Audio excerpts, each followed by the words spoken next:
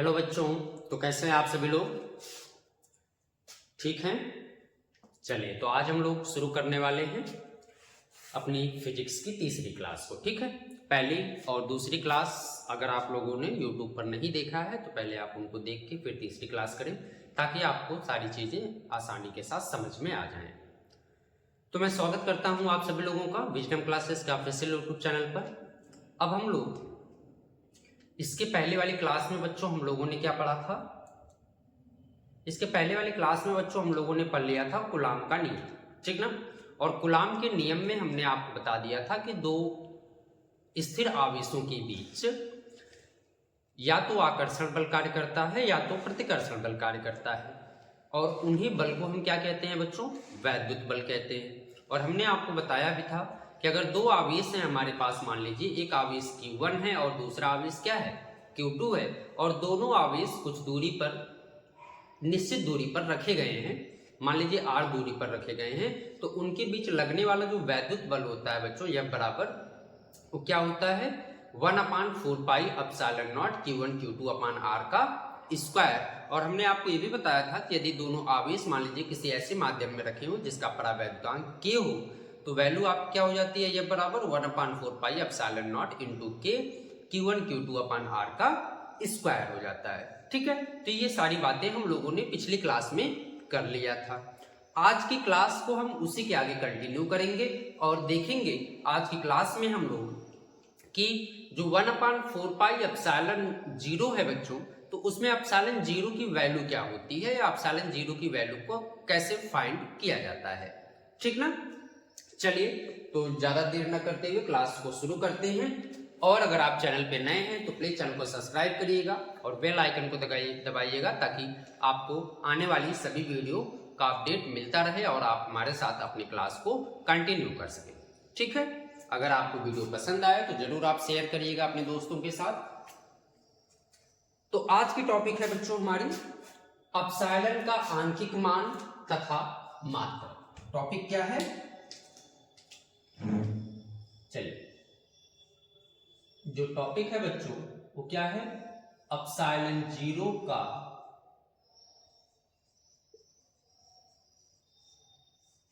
आंशिक मान तथा मात्रक। एप्सिलॉन 0 का आंशिक मान तथा मात्रक। ठीक, पिछले क्लास में किसी को डाउट हो तो बताइए आप लोग। नहीं है? चलें आगे। चलें, तो एप्सिलॉन 0 का आंशिक मान कैसे फाइंड किया जाए और इसका मात्रक क्या होता है, इन्हीं बातों पे आज की क्लास को हम शुरू करते हैं। ठीक है, चलिए, आप सबको हमने पिछली क्लास में बताया था कि एप्सिलॉन 0, जैसे हमने आपको बताया था कि 1/4 पाई एप्सिलॉन 0 का जो मान होता है वो 9 गुणे 10⁻⁹ न्यूटन मीटर स्क्वायर प्रति कूलाम स्क्वायर होता है।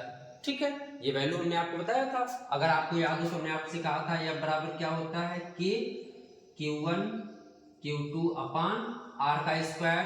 K क्या है? एक अनुक्रमानुपाती नियतांक है, और K का मान क्या होता है? 1/4 पाई एप्सिलॉन 0 के बराबर होता है, और इसी की वैल्यू क्या होती है? 9 गुणे 10⁻⁹ न्यूटन मीटर स्क्वायर प्रति कूलाम स्क्वायर।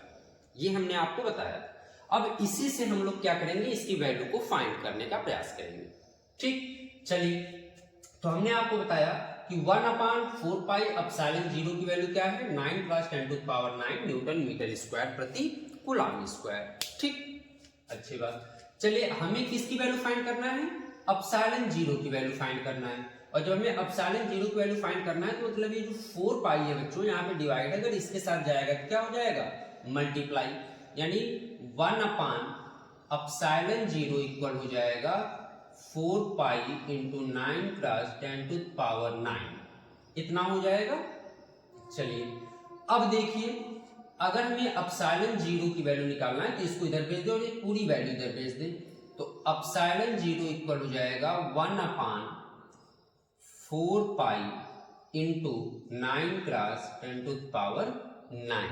अब एक चीज ध्यान दीजिए, ये जो वैल्यू है न्यूटन मीटर स्क्वायर प्रति कूलाम स्क्वायर, मान लीजिए यहाँ पर है न्यूटन मीटर स्क्वायर प्रति कूलाम स्क्वायर, तो ये वैल्यू भी इसके साथ नीचे आएगी, यानी जब ऊपर जाएगा तो कूलाम स्क्वायर ऊपर हो जाएगा, यानी कूलाम का स्क्वायर प्रति न्यूटन मीटर स्क्वायर हो जाएगा।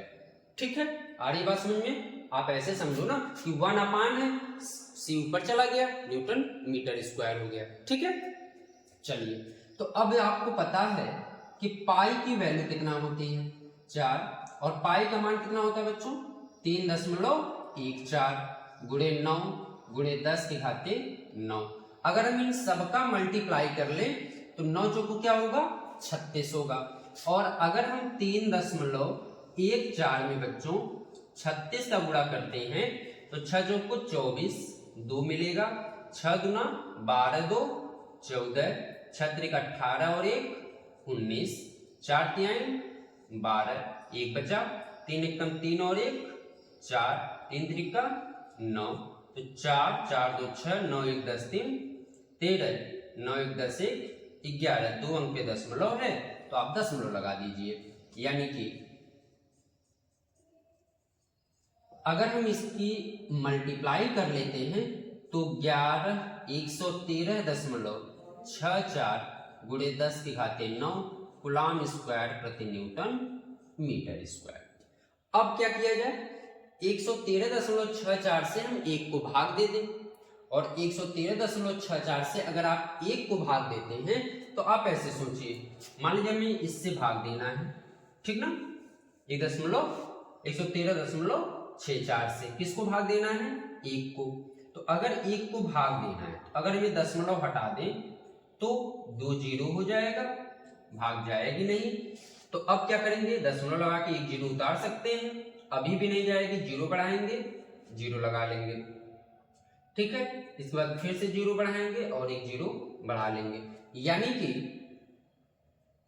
अगर हम इससे अब इसको भाग देते हैं बच्चों तो ये डिवाइड होगा, और कितनी बार होगा, अब यहां पर हमको ये ध्यान देना है, मान लीजिए हम कितनी बार ले जाते हैं 8 बार, ठीक है, 8 चौक को 32, 8 छक 48, 49 50 से 51, 8 त्रिक 24, 24 5 29, 2 बचा, 8 एकम 8 2 10, और 8 एकम 8 1 9, ठीक है, तो माइनस करेंगे, 10 में से 2 जाएगा 8 आएगा, 9 में से 1 जाएगा 8 आएगा, यानी कि यहाँ पे 9 में से 9 जाएगा 0, 9 में से 9 जाएगा 0, ठीक ना, तो ये बचा 908, दशमलव लगाएं आप, जीरो बढ़ा सकते हैं, तो अब ये वैल्यू फिर से आपकी क्या हो जाएगी 8 बार, तो यानी कि कहने का मतलब है कि जो वैल्यू आएगी बच्चों डिवाइड करने पर वो आएगी 0.00885, और ये जो 10 घाते 9 नीचे है ऊपर जाएगा तो ये क्या हो जाएगा माइनस कूलाम स्क्वायर प्रति न्यूटन मीटर स्क्वायर। आ रहा समझ में? चलिए, अब अगर हम दशमलव को 3 अंक इधर ले जाएं, यानी 1 2 3 अंक इधर ले जाएं, यानी 8.85 लिखें, 8.85 गुणे 10 के घाते कितना हो जाएगा -12, क्योंकि 3 अंक दशमलव हम दाहिने तरफ ले जा रहे हैं, जब दशमलव दाहिनी तरफ जाता है तो पावर में से क्या होती है माइनस होती है, ठीक ना, तो 10 घाते -12 कूलाम स्क्वायर प्रति न्यूटन मीटर स्क्वायर, यानी एप्सिलॉन 0 की जो वैल्यू होगी बच्चों वो क्या होगी 8.85 गुणे 10 के घाते -12 होगी, ठीक है, यहां तक बात समझ में आ रही है, बोलिए, यानी 8.85 गुणे 10 घात -12 कूलाम स्क्वायर प्रति न्यूटन मीटर स्क्वायर, ये वैल्यू किसकी है बच्चों एप्सिलॉन 0 की वैल्यू, ठीक है, इसको कोई समस्या बताइए। चलिए, सिर्फ कैलकुलेशन है, आप मल्टीप्लाई करके डिवाइड कर सकते हैं, कोई दिक्कत नहीं होने वाली, यानी हमने क्या किया 1/4 एप्सिलॉन नॉट की वैल्यू इतना होती है 9 गुणे 10 घाते 9 न्यूटन मीटर स्क्वायर प्रति कूलाम स्क्वायर, हमने क्या किया यहाँ से पक्षांतर कर लिया, एप्सिलॉन 0 की वैल्यू निकाल लिया, 4 into 9 × 10⁹ हो गया, और एप्सिलॉन 0 की वैल्यू निकाली तो 1/4 9 × 10⁹ हो गया। अब जब पाई की वैल्यू हमने रख दिया 3.14 मल्टीप्लाई किए तो इतना आया और इससे हमने 1 को डिवाइड कर दिया तो 8.85 गुणे 10⁻12 आ गया आपका। ठीक है, चलिए अब देख लेते हैं कि इसका मात्रक क्या होता है। ठीक ना,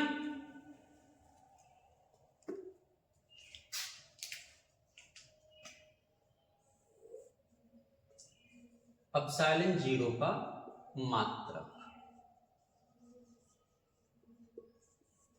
तो एप्सिलॉन 0 का जो मात्रक है अभी हमने आपको यहां तो बता ही दिया, कूलम्ब स्क्वायर प्रति न्यूटन मीटर स्क्वायर। लेकिन मात्रक की सहायता से हम इसकी बीमा भी निकालेंगे। क्या निकालेंगे? मात्रक की सहायता से इसकी बीमा को निकाला जाएगा बच्चों। किसकी बीमा को? एप्सिलॉन 0। अब देखिए, अगर हमने कहा आपसे कि F बराबर क्या होता है formula 1/4 pi epsilon 0 Q1 Q2 बटे R का स्क्वायर, और हमें मात्रक निकालना है किसका? एप्सिलॉन 0 का। तो ये वैल्यू जो नीचे इधर जाएगी मल्टीप्लाई होगी, यानी कि एप्सिलॉन 0 बराबर हो जाएगा 1/4 पाई F Q1 Q2 अपान R का स्क्वायर। ठीक है, चलिए ये आवेश है और हमने आपको पहले ही क्लास में बताया था आवेश का मात्रक क्या होता है? कूलम्ब होता है। तो 4 पाई तो कांस्टेंट है, इससे हमें कोई मतलब नहीं है। कूलम्ब आवेश का मात्रक कूलम्ब, तो कूलम्ब क्या हो जाएगा? स्क्वायर। बल, और बल का मात्रक आप सब जानते हैं न्यूटन।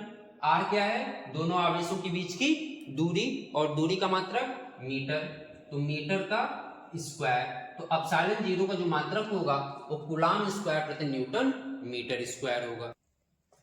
चलिए तो हमने निकाल लिया एप्सिलॉन 0 का मात्रक क्या होता है? कूलम्ब स्क्वायर प्रति न्यूटन मीटर स्क्वायर। तो अब हम देख लेते हैं बच्चों कि इसकी बीमा क्या होती है, यानी कि एप्सिलॉन 0 की बीमा क्या होगी। तो देखिए, कूलम्ब की बीमा क्या होती है? A T, और इसका स्क्वायर है तो A square T square. Newton, Newton की बीमा क्या होती है? ml t के पावर -2, और मीटर है, मीटर बीमा L का स्क्वायर, यानी ml t के पावर -2 हो जाएगा। तो अगर हम यहां से इसको ऊपर ले जाएं तो मीटर ऊपर जाएगा, क्या हो जाएगा? मीटर पावर -1, L के पावर 1, L के पावर 2 मिलके L के पावर 3, और ऊपर जाएगा तो -3, T के पावर -2 ऊपर जाएगा तो T के पावर 4, और A का स्क्वायर।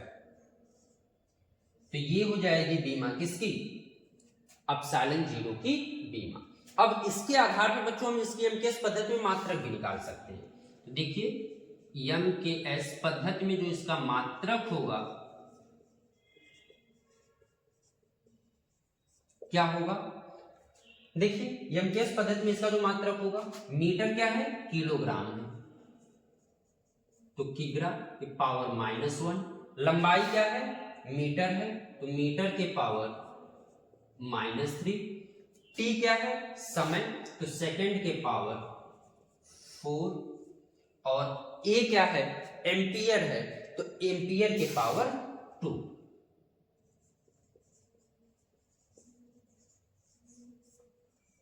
एमकेएस पद्धति में जो इसका मात्रक होगा वो क्या हो जाएगा? किग्रा के पावर -1, मीटर के पावर -3, सेकंड के पावर 4, और एम्पियर का स्क्वायर। ये हो जाएगा इसका एमकेएस पद्धति में मात्रक। ठीक, तो ये था कूलम्ब का नियम, हमने पढ़ा। कूलम्ब के नियम के बाद एप्सिलॉन 0 की वैल्यू को फाइंड कर लिया, और उसके बाद इसका मात्रक तो हमने यहां पर भी देखा, लेकिन उसकी बीमा निकालने के लिए हमने इसकी बीमा निकालने के बाद उसका एमकेएस पद्धति में मात्रक निकाल लिया। चलिए,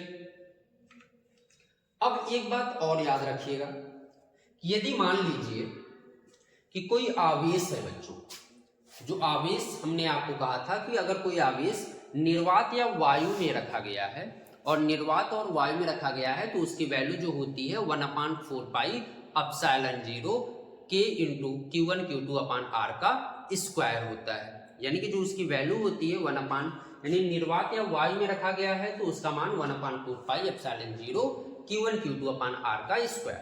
लेकिन अब वहीं पर मान लीजिए दोनों आवेश को हम किसी ऐसे माध्यम में रख दें जिसका परावैद्युतांक k हो, यानी कि हम एप्सिलॉन 0 को किसी ऐसे माध्यम में रख दें जिसका परावैद्युतांक क्या हो, k हो। अगर किसी ऐसे माध्यम में रख देते हैं जिसका परावैद्युतांक क्या होता है, k होता है, तो उसका जो मान होगा वो क्या होगा, परिवर्तित हो जाएगा। और एक चीज याद रखिए, जब परिवर्तित हो जाएगा, परावैद्युतांक का मतलब होता है बच्चों कोई कुचालक पदार्थ, जैसे आपका क्या हो गया, कांच हो गया, मोम हो गया, तेल हो गया, तो कागज हो गया, यानी आवेश को किसी ऐसे स्थान पर रखा गया है जिसमें वायु उपस्थित नहीं है, या फिर वायु में वो नहीं रखा गया है, ठीक ना। यानी तेल के अंदर रख दिया गया, कांच के अंदर रख दिया गया, तो वहां पर उसका माध्यम क्या हो जाएगा, बदल जाएगा। तो जब माध्यम बदल जाएगा तो उनके बीच लगने वाले बल पर भी प्रभाव पड़ेगा। और एक चीज याद रखिए, जब कभी भी कोई आवेश किसी ऐसे माध्यम में रखा गया हो जिसका परावैद्युतांक अगर k है, या किसी ऐसे माध्यम में जिसका परावैद्युतांक हो, तो उसमें उनके बीच लगने वाला जो वैद्युत बल होता है वह वैद्युत बल क्या होगा, घट जाएगा, यानी वैद्युत बल कम हो जाएगा। अब आप सोचिए कि जैसे ये दो आवेश हैं और इनको हमने वायु में रखा है, तो इनके बीच आकर्षण या प्रतिकर्षण बल जो होगा वो अधिक कार्य करेगा। इनके बीच आकर्षण या प्रतिकर्षण बल क्या करेगा, अधिक कार्य करेगा। लेकिन इन्हीं दोनों आवेश को अगर हम तेल के अंदर रख दें, ठीक है, यानी एक परावैद्युतांक में रख दें, तो उनका जो बीच में कार्य करने वाला वैद्युत बल है वह वैद्युत बल क्या हो जाएगा, घट जाएगा, यानी उनके बीच वैद्युत बल कम कार्य करेगा। तो एक चीज आपने समझ लिया कि यदि आवेशों को हम निर्वात या वायु के अलावा किसी अन्य माध्यम में रख देते हैं तो उनके बीच लगने वाला वैद्युत बल क्या होता है, घट जाता है। तो इस चीज को आप ऐसे समझिएगा, इसको मैं इरेज कर देता हूं। मतलब हम ये समझ लेते हैं कि यदि दोनों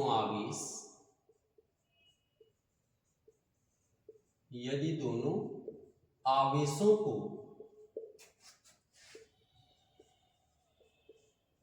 निर्वात या वायु के स्थान पर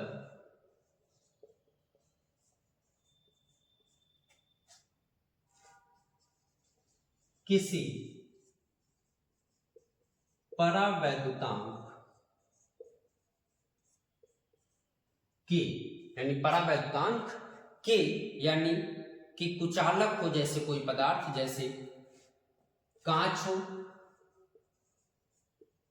तेल हो, कागज हो, इनके बीच रख दिया जाए, के माध्यम में रखा हो,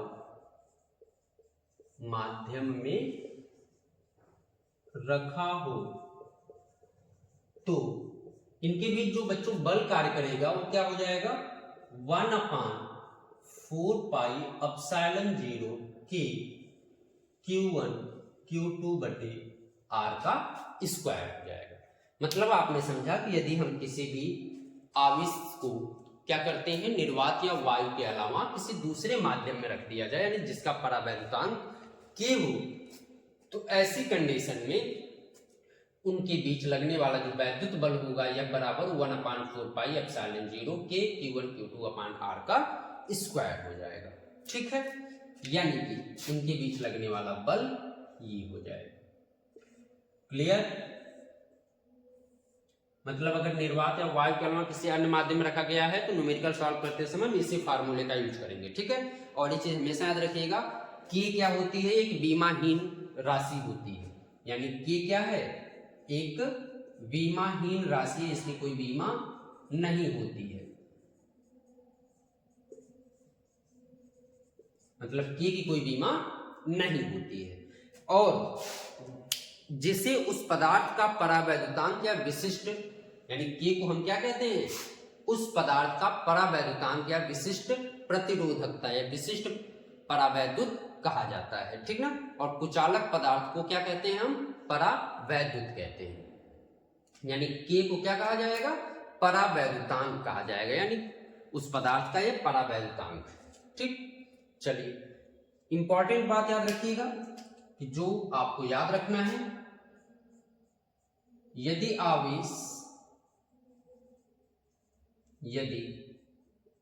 आवेशों को परावैद्युतांक में रखा गया है, या फिर आप ये कह सकते हैं कि यदि आवेशों के मध्य कोई परावैद्युत पदार्थ हो, यानी यदि आवेशों के मध्य कोई परावैद्युत माध्यम हो, परावैद्युत पदार्थ,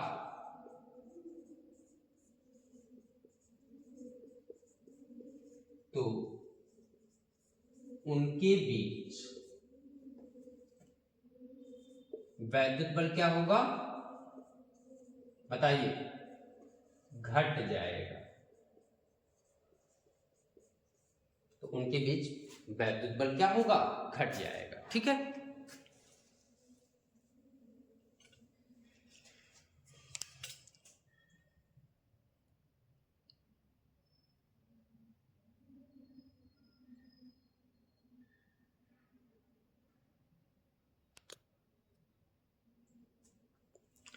चलिए यहां तक बात समझ में आ रही है सबको?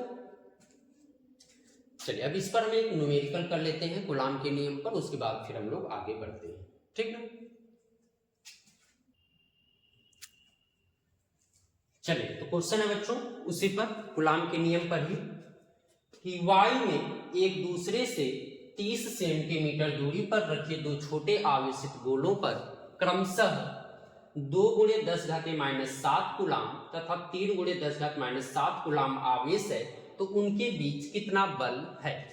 यानी अगर हमारे पास मान लीजिए दो आवेश है, एक आवेश है 2 × 10⁻⁷ का, यानी एक आवेश कह रहा है कि 2 × 10⁻⁷ कूलाम का है, और एक दूसरा आवेश क्या है? 3 × 10⁻⁷ कूलाम का है। ठीक है, और कह रहा है कि दोनों एक दूसरे से कितनी दूरी पर है? 30 सेंटीमीटर की दूरी पर है, यानी कि इनके बीच की जो दूरी है वो कितना है? 30 सेंटीमीटर। तो कह रहा है कि इनके बीच लगने वाले वैद्युत बल को बताइए। ठीक ना? तो देखिए हमको जो दिया है वो क्या दिया गया है? सबसे पहले तो हमको ये दिया है कि पहला जो आवेश है वो 2 × 10⁻⁷ कूलाम का है, और जो दूसरा आवेश है बच्चों वो 3 × 10⁻⁷ कूलाम का है। ठीक ना? इनके बीच की दूरी को किससे प्रदर्शित करते हैं? r से। r का मान कितना है? 30 सेंटीमीटर। सेंटीमीटर को अगर हम मीटर में बदल लें तो क्या हो जाएगा? 0.30 मीटर हो जाएगा। अब सेंटीमीटर को मीटर में क्यों बदला गया? क्योंकि बच्चों जब हम न्यूमेरिकल लगाते हैं तो उसमें जो वैल्यू होगी उनकी यूनिट जो होनी चाहिए, या उनका जो मात्रक होना चाहिए वो सेम होना चाहिए। ठीक ना? चलिए तो अगर हमने इसको बदल लिया तो अब इनके मान को रख लेते हैं। फार्मूला हमने क्या पढ़ा है? F बराबर वैद्युत बल 1/4 पाई एप्सिलॉन 0 Q1 Q2 बटे R का स्क्वायर, Q1 Q2 बटे R का स्क्वायर। तो अगर इनके मान को रखा जाए और 1/4 पाई एप्सिलॉन नॉट की वैल्यू बोले सब लोग क्या होती है? 9 × 10⁻9। तो 9 × 10⁻9। पहला आवेश कितना है? 2 × 10⁻⁷। दूसरा आवेश कितना है? 3 × 10⁻⁷ बटे R का स्क्वायर, और R का मान क्या है? 0.30 का स्क्वायर। ठीक, चलिए इसको हल करते हैं। देखिए सब लोग, यहाँ पे 9 × 2 × 3 है, यानी 9 × 2 × 3, और 10 के खाते देखिए 7 माइनस में है, 7 माइनस में है, तो 7 और 7 मिलके कितना हो जाएगा? 14, यानी 14। 14 में से अगर हम 9 को घटा दें, क्योंकि ये प्लस है और ये माइनस है, प्लस माइनस माइनस होगा। 14 में से 9 घटा दें तो कितना बचेगा? 5 बचेगा, यानी 10 के घाते -5, क्योंकि 14 बड़ा है बच्चों, 10 घाते -5। अब अगर हम नीचे से स्क्वायर करते हैं तो इसका जब स्क्वायर करेंगे तो कितना हो जाएगा? 3 का स्क्वायर 9, 3 का स्क्वायर कितना होगा? 9 होगा, यानी कितने अंक पे दशमलव लगेगा बच्चों? 4 अंक पे। कितने अंक पे? 4 अंक पे अगर दशमलव हमको लगाना है तो आपका क्या हो जाएगा, देखिए आपको ना समझ में आया तो ऐसे समझ लीजिए 0.30 या 0.30, ठीक है, 3 त्रिक का 9। तो अगर दशमलव बाद 0 का कोई मतलब है नहीं, 2 अंक यानी 0.90 यानी 0.09। अगर हम ये 2 अंक हटा दें तो पावर 10 घाते कितना हो जाएगी, -2। यानी हम इसको ऐसे लिख सकते हैं 9 गुणे 2 गुणे 3 और बटे 9 गुणे 10 के घाते -2 और 10 के घाते -5 ऊपर है। तो 9 से 9 कट गया, 3 दूना 6 और ये 10 घाते 2 ऊपर जाएगा प्लस होगा, तो ऊपर 5 में से 2 घट जाएगा -3। यानी इसके बीच इतने न्यूटन का बल कार्य करेगा, 6 गुणे 10 घाते -3 न्यूटन का। अब आकर्षण होगा कि प्रतिकर्षण, देखिए दोनों आवेश क्या है, प्लस है, और जब दोनों आवेश सजाती होते हैं या जो आवेश समान होते हैं तो उनके बीच कौन सा बल कार्य करता है, प्रतिकर्षण, ठीक है। तो ये कौन सा बल कार्य करेगा, प्रतिकर्षण बल कार्य करेगा। क्लियर, चलिए तो न्यूमेरिकल भी हम लोग सॉल्व करेंगे और इनकी डेरिवेशन थ्योरी तो हम देखेंगे ही, ठीक ना। जब हम लोगों का चैप्टर कंप्लीट हो जाएगा, चैप्टर कंप्लीट होने के बाद हम एक कंप्लीट न्यूमेरिकल की वीडियो लेके आएंगे या एक कंप्लीट न्यूमेरिकल को सॉल्व किया जाएगा। तो अभी बेसिकली हम लोग क्या कर रहे हैं कि जो भी डेरिवेशन है उन पे एक आप न्यूमेरिकल करते हुए आगे बढ़ रहे हैं। इसके बाद जब हम लोग पूरे चैप्टर के डेरिवेशन एंड थ्योरी को देख लेंगे तो इस चैप्टर के सभी न्यूमेरिकल्स को भी क्या किया जाएगा, सॉल्व कर लिया जाएगा, ठीक है। चलिए अब चलते हैं अगली टॉपिक पर, और अगली टॉपिक क्या है हमारी, उसको देखा जाता है। ये समझ में आया सबको, ठीक।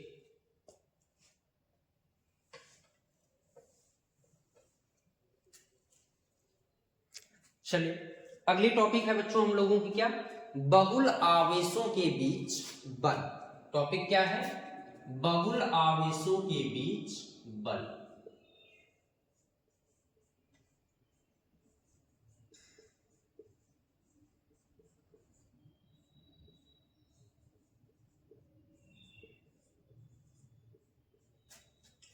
या इसी को बच्चों आप कहते हैं अध्यारोपण का सिद्धांत, अध्यारोपण का सिद्धांत।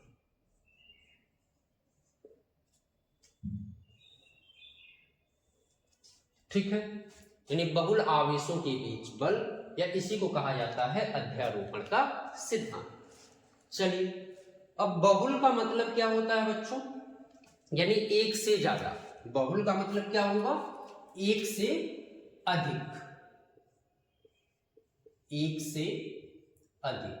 यानी कहने का मतलब ये है कि यदि हमारे पास एक से अधिक आवेश हो, यानी कि 2 हो, 3 हो, 4 हो, 5 हो, यानी कि कई आवेश हो, 2 से अधिक हो, 2 या 2 से अधिक आवेश हो, मतलब यहां पर आप ऐसे लिख लो 2 से अधिक लिख लो, क्योंकि 2 आवेशों के बीच तो आपने कूलाम का नियम में पढ़ लिया, ठीक ना। तो यानी कि यदि मान लीजिए हमारे पास 2 से अधिक आवेश हैं तो उनके बीच कार्य करने वाला जो बल होगा वह हम कैसे ज्ञात करेंगे, ठीक ना। यानी कि उसे हम किस प्रकार से निकाल सकते हैं। अब मान लीजिए कि आप सोचिए कोई एक व्यक्ति है और उस पर कई लोग आक्रमण कर रहे हैं, ठीक, तो सबका फोर्स किसी एक ही वस्तु पर कार्य करेगा, यानी किसी एक ही बिंदु पर कार्य कर रहा है ना। जैसे मैं यहां पर खड़ा हूं और आप सभी लोग कुछ उधर से बल लगाएं तो सभी लोगों के द्वारा लगाया गया बल जो है सिर्फ एक ही आवेश पर या एक ही व्यक्ति पर क्या कर रहा है, कार्य कर रहा है। तो यहां पर कहने का मतलब ये है कि मान लीजिए कोई एक आवेश है बच्चों और उस पर सभी आवेश क्या कर रहे हैं, बल लगा रहे हैं। तो उस पर लगने वाला जो बल होता है, यानी कि किसी एक आवेश पर अन्य आवेशों के द्वारा जो लगाया गया बल होता है, यानी किसी एक आवेश पर अन्य आवेशों के द्वारा लगाया गया जो वैद्युत बल होता है वह क्या होता है, उनके सदिश योग के बराबर होता है। मतलब नहीं समझे, चलिए मैं समझाता हूं। मान लीजिए कोई बिंदु O है, कोई बिंदु O है, एक आवेश हमने लिया, मान लीजिए ये हमारा Q1 आवेश है, ये हमारा Q2 आवेश है और ये हमारा मान लीजिए Q3 आवेश है। ठीक है, अब मान लीजिए Q1 पर ये दोनों आवेश या फिर एक आवेश मान लीजिए ये Qn, मतलब इनफाइनाइट मान लेते हैं, नंबर की बात यहाँ पे नहीं करते हैं। ठीक ना, मतलब अगर ये आवेश है और इन सभी आवेशों के द्वारा Q1 आवेश पर बल कार्य कर रहा है, तो यानी कि Q2 भी Q1 पे लगा रहा है, Q3 भी Q1 पे लगा रहा है और Qn भी क्या कर रहा है, Q1 पे बल लगा रहा है। तो जब ये बल लगाएगा बच्चों, तो मान लीजिए Q3 के द्वारा इस पर लगाया गया जो बल है, इस पर ये क्या हो जाएगा, F13। Q2 के द्वारा जो इस पर बल लगाया जा रहा है मान लीजिए F12 हो गया, और Qn के द्वारा जो बल लगाया जा रहा है वो मान लीजिए आपका क्या हो गया, F1n हो गया। ठीक है, अब इनके बीच जो स्थिति सदिश होगी बच्चों, यानी कि Q1 के द्वारा Q2 के द्वारा Q1 पर लगाया गया बल, Q3 के द्वारा Q1 पर लगाया गया बल, तो इनके बीच की जो स्थिति सदिश होगी वह क्या होगी, मान लीजिए इस पर से हम इस पर लगा रहे हैं R12 और ये हो जाएगा R13 और ये क्या हो जाएगा R1n। ठीक ना, इसके लिए हमने आपको पिछली क्लास में स्थिति सदिश बताया था, यानी कि आवेशों का जो आपका होता है स्थिति सदिश क्या होती है। ठीक ना, उनके बीच जो कार्य करता है स्थिति सदिश जो होती है, या फिर कूलाम के नियम का जो हमने सदिश स्वरूप आपको बताया था, उसके आधार पर अब देखिए जब ये वाला आवेश इस पर बल लगा रहा है तो इस पर लगने वाला बल क्या होगा, F13। Q2 आवेश अगर Q1 पर बल लगा रहा है तो F12 होगा, और Qn अगर Q1 पे बल लगा रहा है तो F1n होगा। इनके जो बीच की सदिश वेक्टर होगा वो R12 होगा, R13 होगा और R1n होगा। ठीक ना, कूलाम के नियम का सदिश स्वरूप हमने जब बताया था तो हमने कहा था कि दो आवेश हैं हमेशा एक दूसरे की विपरीत बल लगाते हैं, यानी अगर दोनों समान आवेश हैं तो उनके बीच क्या होगा, विपरीत बल लगेगा। जैसे आप देख रहे हैं Q3 भी प्लस है, Q1 भी प्लस है, तो इनके बीच विपरीत बल कार्य करेगा। ठीक ना, तो इसके द्वारा अगर इस Q1 पर Q3 के द्वारा बल लगाया जा रहा है तो इसकी स्थिति सदिश इधर होगी, Q2 की स्थिति सदिश इधर हो जाएगी और Qn की स्थिति सदिश इधर हो जाएगी। मतलब आपने ये समझा कि अगर किसी एक आवेश पर एक से अधिक बल कार्य कर रहा है तो उनके बीच जो लगने वाला अन्य आवेशों के कारण लगने वाला जो वैद्युत बल होगा सभी बलों के सदिश के योग के क्या होता है, बराबर होता है। मतलब हम ये कह सकते हैं यदि किसी निकाय में एक से अधिक आवेश हैं, मतलब यदि किसी निकाय में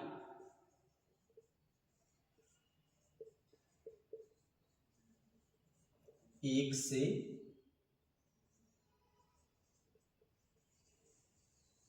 अधिक आवेश हैं, यदि किसी निकाय में एक से अधिक आवेश हैं तो उनमें से एक से अधिक आवेश हैं तो उनमें से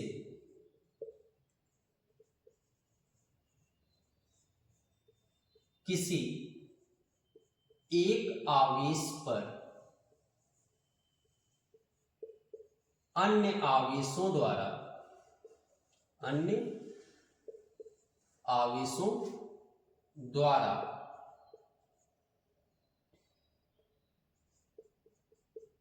लगाया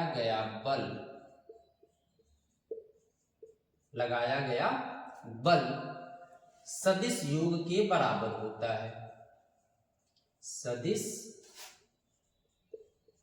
योग के बराबर होता है।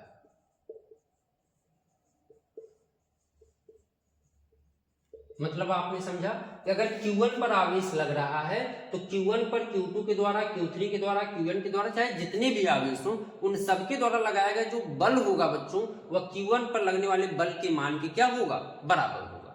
ठीक है, चलिए अगर मान लेते हैं हमारे पास कि आवेश है, माना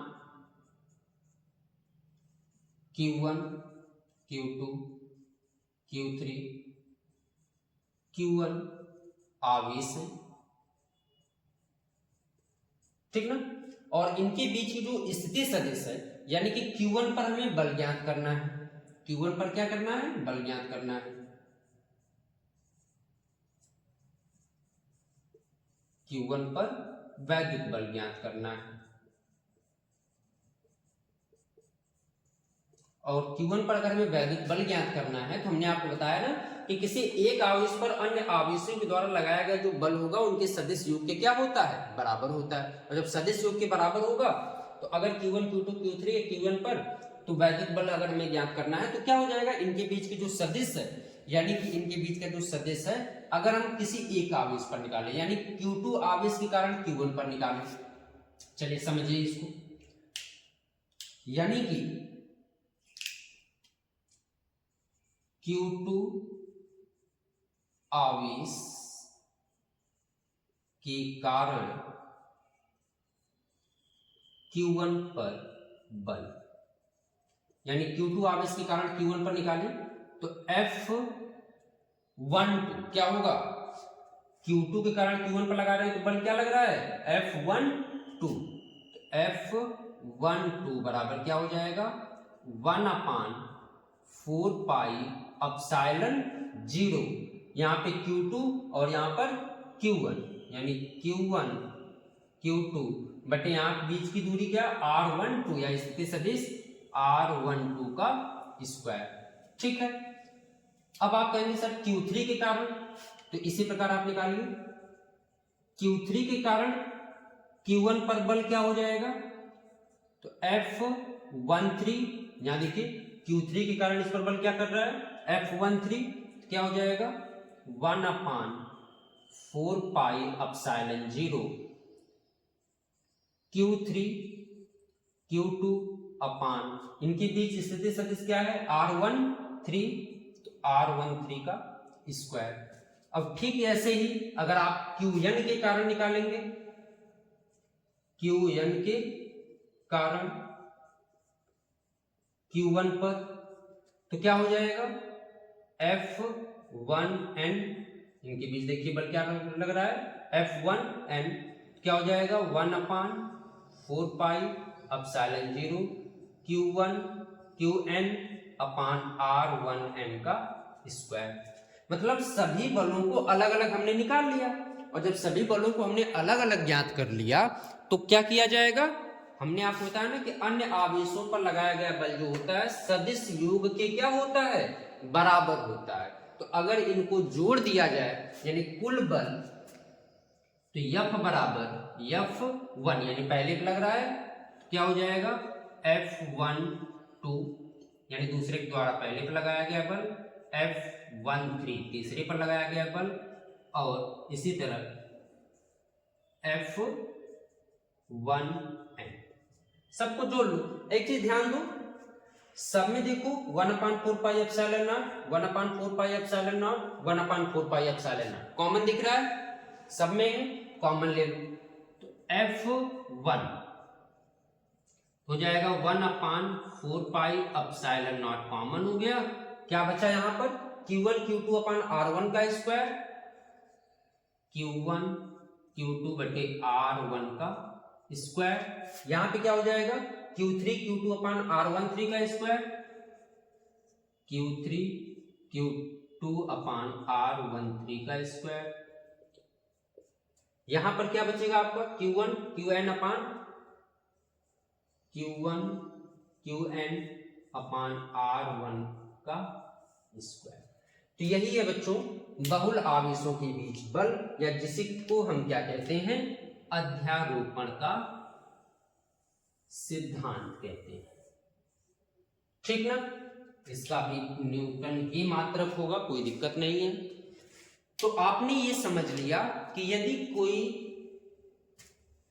निकाय है और उस निकाय में अधिक आवेश हैं या दो से अधिक आवेश हैं, तो यदि किसी निकाय में 2 या 2 से अधिक आवेश स्थित हैं तो उनमें से किसी एक आवेश पर अन्य आवेशों के द्वारा लगाया गया जो बल होता है उनके सदिश योग के बराबर होता है।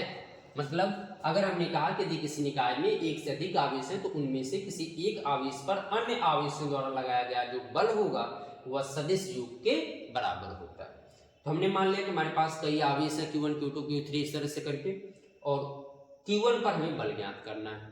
तो पहले हमने Q2 के कारण Q1 पर निकाला, फिर Q3 के कारण। अभी आप जानते हैं कि 2 आवेश है तो उनके बीच कूलाम का नियम हम जानते हैं।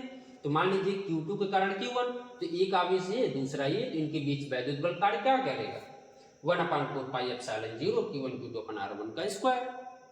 इसी तरीके से हमने सबको निकाल के सबको क्या कर दिया, जोड़ दिया। ठीक ना, उम्मीद कर रहा हूं टॉपिक क्लियर हो गई होगी आप सबको, कोई दिक्कत? चलिए, नहीं है तो बहुत अच्छी बात, आप सभी लोगों को बातें समझ में आ रही हैं। अगर आप ऑनलाइन देख रहे हैं, यूट्यूब चैनल पर हमारे देख रहे हैं, तो प्लीज़ चैनल को सब्सक्राइब करिएगा और अपने फ्रेंड सर्कल में शेयर भी करिएगा ताकि हम आपके लिए रेगुलर वीडियो लेके आ सकें।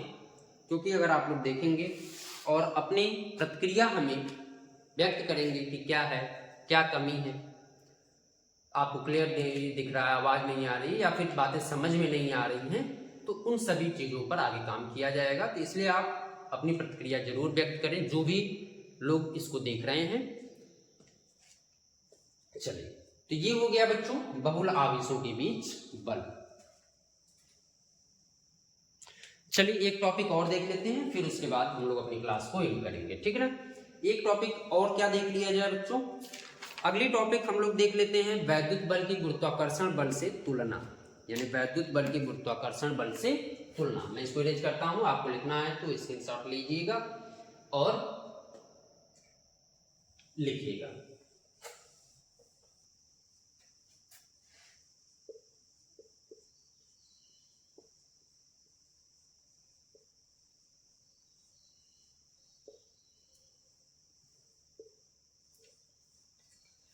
चलिए, तो अगली टॉपिक क्या है बच्चों, वैद्युत बल की गुरुत्वाकर्षण बल से तुलना। यानी वैद्युत बल क्या होता है और गुरुत्वाकर्षण बल क्या होता है ये तो हम जानते हैं, लेकिन दोनों में क्या कुछ समानता है या कुछ अंतर है, उन्हीं बातों को हम लोग यहाँ पर डिस्कस करेंगे। तो देखिए, जो वैद्युत बल होता है बच्चों, आप सबको पता है कि 2 आवेशित वस्तुएं जो होती हैं, तो 2 आवेशित वस्तुओं के बीच वैद्युत बल भी कार्य करता है और गुरुत्वाकर्षण बल भी कार्य करता है। ठीक ना, तो जब 2 आवेशित वस्तुओं के बीच वैद्युत बल भी कार्य करता है और गुरुत्वाकर्षण बल भी कार्य करता है, तो आपने ये समझा है कि जैसे मान लीजिए 2 आवेश हैं, एक आवेश क्या है Q1 है और दूसरा क्या है Q2 है, इनके बीच की दूरी क्या है R है। तो आप सब जानते हैं इनके बीच जो वैद्युत बल होता है वो क्या होता है, F बराबर K Q1 Q2 बटे R का स्क्वायर। ठीक ना, लेकिन मान लीजिए हमारे पास 2 द्रव्यमान है, एक M1 है और दूसरा क्या है M2 है, और इनके बीच की दूरी भी क्या है R है। तो इनके बीच जो बल कार्य करता है वो क्या होता है G M1 M2 बटे R का स्क्वायर। अब समझिएगा इसको, यहां पर दोनों जो वैद्युत बल कार्य कर रहा है वो आवेशों के बीच कार्य कर रहा है, और यहां पर जो दोनों बल कार्य कर रहा है वो किसके बीच कार्य कर रहा है, द्रव्यमानों के बीच कार्य कर रहा है। ठीक ना, तो पहली बात तो ये कि जो वैद्युत बल होता है बच्चों,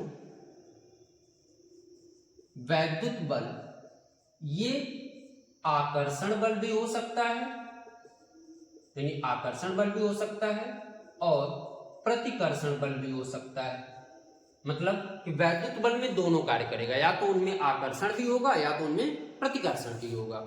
ठीक ना, लेकिन यहीं पर जो आपका गुरुत्वाकर्षण बल है, गुरुत्वाकर्षण बल जो होता है बच्चों, ये सदैव आकर्षण होता है। सदैव क्या होता है, आकर्षण होता है, इसमें प्रतिकर्षण नहीं होता। अच्छा, अब ये सोचो कि कोई वस्तु ऊपर से फेंकोगे नीचे आएगी, तो नीचे अट्रैक्ट कर रहा है ना, नीचे खींच रहा है। ऐसा तो नहीं कि नीचे ऊपर से आपने छोड़ा ऊपर चली गई, उनके बीच प्रतिकर्षण तो हुआ नहीं। तो वैद्युत बल में आकर्षण और प्रतिकर्षण दोनों होता है, और जबकि गुरुत्वाकर्षण बल सिर्फ और सिर्फ आकर्षण पे कार्य करता है। अच्छा, इससे दो चीज हमको समझ में आ रही है। पहली बात तो ये कि जो वैद्युत बल है इनमें आकर्षण और प्रतिकर्षण क्यों होता है, क्योंकि वैद्युत बल में जो आवेश होते हैं वो दो प्रकार के होते हैं। एक आपका सजातीय आवेश यानी एक धनात्मक आवेश और दूसरा ऋणात्मक आवेश। लेकिन द्रव्यमान तो एक ही होता है, कम अधिक की बात यहाँ पे नहीं हो रही है, ठीक ना। लेकिन द्रव्यमान एक ही होगा किसी भी वस्तु का, ठीक ना। तो द्रव्यमान कम ज्यादा हो सकता है लेकिन द्रव्यमान एक ही होता है, इसलिए इनके बीच सिर्फ आकर्षण बल कार्य करता है। और वैद्युत बल दो होते हैं, एक आपका धनात्मक दूसरा ऋणात्मक, इसलिए इनके बीच आकर्षण और प्रतिकर्षण बल दोनों कार्य करता है। आगे बात समझ में चलिए। अच्छा, जब यहां पर मैंने इस चीज को लिख दिया है तो इस चीज को समझ लीजिएगा कि जो कैपिटल जी है बच्चों, इस कैपिटल जी को हम क्या कहते हैं, गुरुत्वाकर्षण नियतांक, और इसका जो मान होता है तो 6.67 गुणे 10 की घाते -11। अच्छा, इसका मात्रक क्या होगा, कोई बताएगा? न्यूटन मीटर स्क्वायर प्रति किलोग्राम स्क्वायर। इसका मात्रक क्या होता है? न्यूटन मीटर स्क्वायर प्रति किलोग्राम स्क्वायर। ये आपने क्लास 11th में जी की वैल्यू समझा है, पहले भी समझा है क्लास 9th में। चलिए अब क्या करें। वैद्युत बल जो होता है, पहली बात तो हमने समझ लिया कि इसमें आकर्षण भी होता है और प्रतिकर्षण भी होता है। दूसरी बात हमको ये समझ लेना है कि जो वैद्युत बल होता है बच्चों, वैद्युत बल आवेशों के बीच के माध्यम पर निर्भर करता है, माध्यम पर निर्भर करता है। मतलब अभी आपको मैंने जब कूलाम का नियम बताया तो उसमें बताया था कि यदि निर्वात या वायु में है तो उनके बीच वैद्युत बल कुछ और होगा, लेकिन अगर किसी परावैद्युत पदार्थ में रख दिया जाए तो उनके बीच वैद्युत बल घट जाता है। तो मतलब कि वैद्युत बल किस पे कार्य कर रहा है, उनके बीच के माध्यम पर, कि माध्यम किसमें है, किसमें रखा गया है, उसको बल अधिक होगा कि कम होगा। तो वैद्युत बल आवेशों के बीच के माध्यम पर निर्भर करता है, जबकि गुरुत्वाकर्षण बल माध्यम पर निर्भर नहीं करता, यानी कि ये जो है माध्यम पर निर्भर नहीं करता है।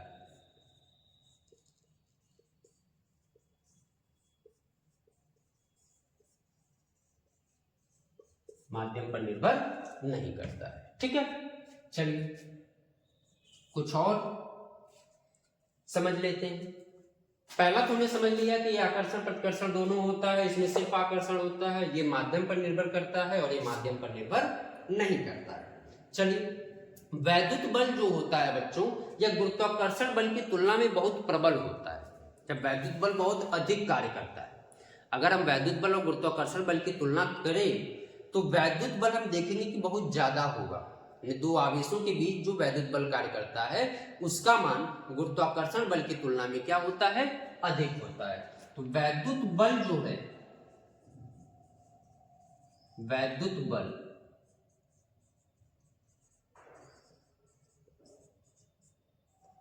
गुरुत्वाकर्षण बल से प्रबल है, प्रबल मतलब अधिक, ठीक। चलिए अब यहां पर समझ लेते हैं कि कितना अधिक है। अगर दो प्रोटॉनों के बीच की बात की जाए तो दो प्रोटॉनों के बीच जो बल होता है बच्चों, वो 10 के घाते 36 गुना होता है। यानी कि वैद्युत बल जो होता है वो आकर्षण बल की तुलना में इतने गुना होता है। मतलब आप ये समझ रहे हैं कि वैद्युत बल गुरुत्वाकर्षण बल से अगर तुलना करें तो दो प्रोटॉनों के बीच में इतना अधिक हो जाएगा, और दो इलेक्ट्रॉनों के बीच में कितना हो जाएगा, दो इलेक्ट्रॉनों के बीच जो वैद्युत बल होता है वह कितना होता है, 10 के घाते कितना, 43 गुना। मतलब इतना अधिक होता है गुरुत्वाकर्षण बल से। चलिए तो आज की क्लास को यहीं पर एंड करते हैं और कल मिलते हैं आपको एक नए लेक्चर के साथ। तब तक आप लोग इसको पढ़ते रहिए, मस्त रहिए, अपना नोट्स बनाइए और धीरे धीरे हम लोग अब आगे बढ़ेंगे और सेक्शन का शुरुआत भी हो गया है। तो अगर आप चैनल पर देख रहे हैं तो प्लीज चैनल को सब्सक्राइब करिएगा और बेल आइकन को दबाइएगा ताकि आने वाली वीडियो आपको मिलती रहे। Thank you.